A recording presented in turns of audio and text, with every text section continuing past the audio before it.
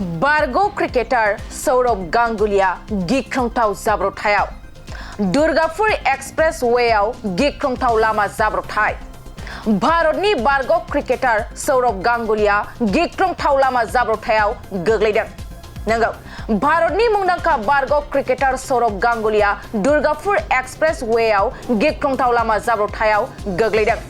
सुलुंनिफ्राय मिथिनो मोननाय बायदिब्ला क्रिकेटार सौरभ गांगुलीआ मोनसे जर'खा हाबाफारिनि थाखाय वर्धनपुर फारसे थांगासिनो दंमोन।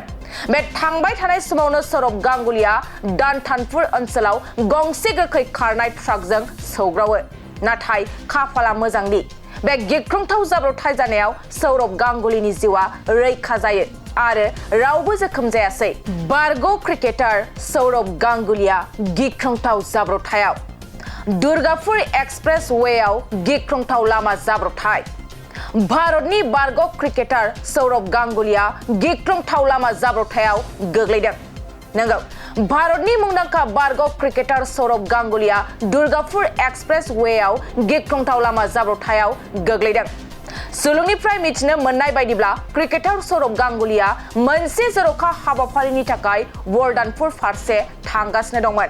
बे थांबाय थानाय समावनो सौरभ गांगुलीआ दानथानपुर ओनसोलाव गंसे गोख्रै खारनाय ट्राकजों सौग्रावो। नाथाय खाफाला मोजांदि बे गिख्रंथाव जाब्रबथाय जानायाव सौरभ गांगुलीनि जिउआ रैखा जायो आरो रावबो जोखोम जायासै।